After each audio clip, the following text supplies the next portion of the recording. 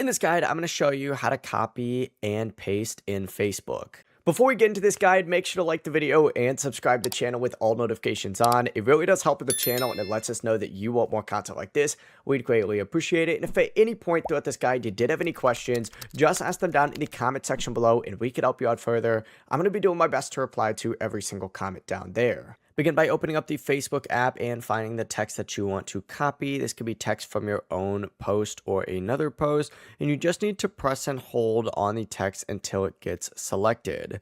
Let's just go ahead and say we want to do this one right here.